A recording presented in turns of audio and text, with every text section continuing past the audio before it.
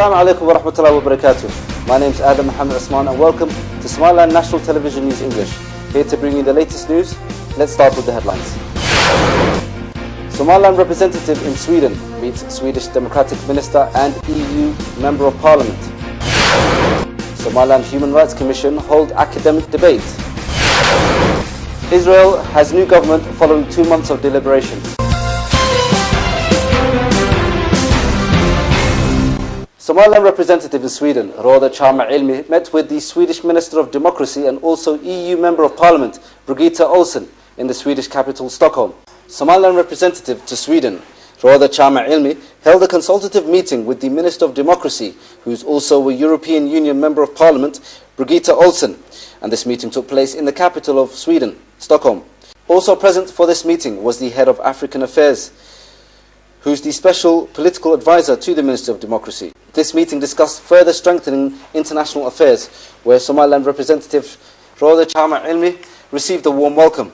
She also provided a short speech following her meeting with Birgitta Ohlsson and her political advisors, where Roda Chama Ilmi said, "I met with Birgitta Ohlsson, who's a member of the European Parliament, and her stance on the Somaliland issue.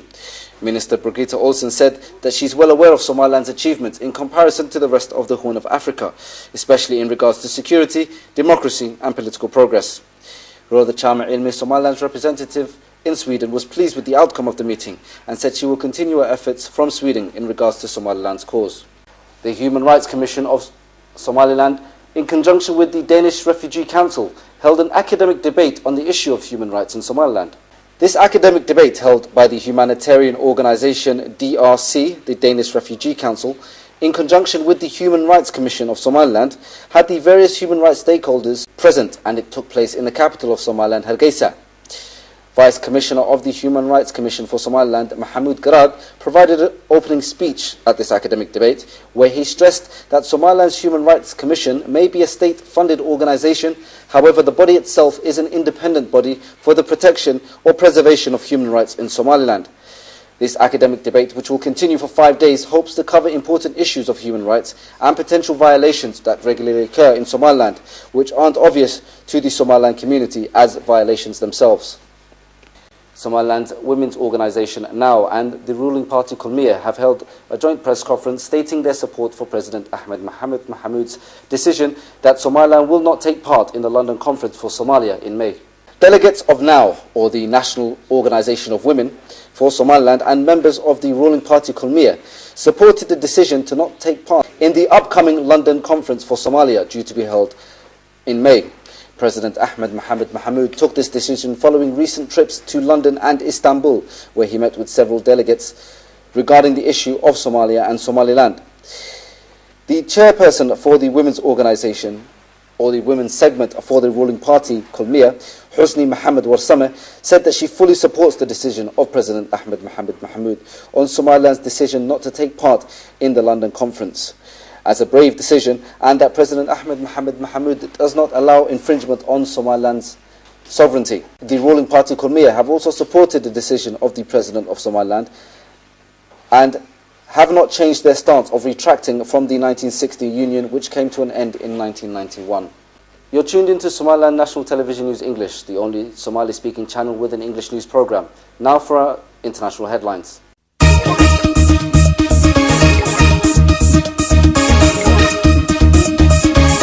Israel has a new government. Nearly 2 months after inconclusive elections left Prime Minister Benjamin Netanyahu struggling to form a coalition. Netanyahu has finally done it, just 2 days before US President Barack Obama kicks off his first visit to Israel since winning the White House in 2008. Israel's new governmental lineup includes some moderates than the previous administration. Yair Lapid, the centralist Yesh Atid party that stormed to second place in the elections, is the new finance minister. Naftali Bennett, the right-wing Jewish home, gets industry, trade and trade portfolio. Avigdor Limbaum of Yisrael Beinu, which is allied with Netanyahu's Likud party, is foreign minister. Netanyahu told Parliament Israel will be prepared for a historic compromise that will end conflict with Palestine forever. The new government is the first in a decade to exclude ultra-Orthodox Jewish factions who are at odds with Yiddish and Jewish home on several issues, including the reduction of state benefits for religious families. General Bosco Ntaganda, who goes by the nickname Terminator, has asked to be transferred to the jurisdiction of the International Criminal Court. Washington says the war crimes suspect from the Democratic Republic of Congo has handed himself over to the US Embassy in Kigali.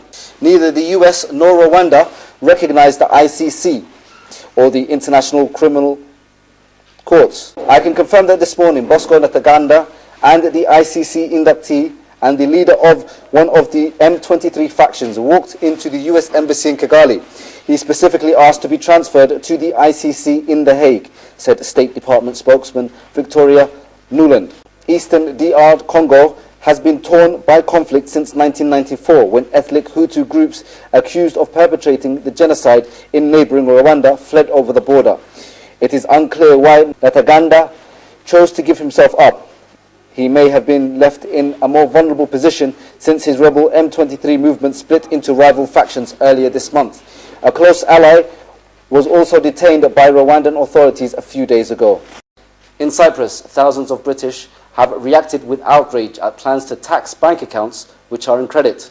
The Great EU Bank Robbery, as it's been dubbed by some of the 60,000 or so expats living in the island, has forced many to start plans to withdraw their savings. Susan Carnes, who has lived and worked in the island since 2007, was furious. On Tuesday, I plan to go to the bank and withdraw all the money I have in there and have nothing left in there. You know I can't trust them anymore. It's theft. They are stealing from me. That's how I see it. I think it's particularly unfair for people who have saved and tried hard to keep some money in the bank, and just as a blanket tax across everybody.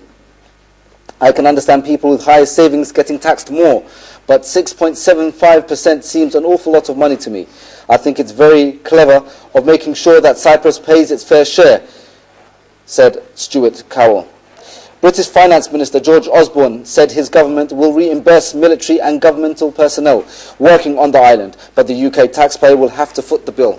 British Cypriot Konstantin Georgiou believes Cypriot politicians should act. The government should investigate thoroughly and find people responsible for this mess, prosecute them, put them in prison, and even if he is the ex-president, whoever is responsible, he said. And that's all the news we have for you today. Thanks very much for watching. Until next time, goodbye.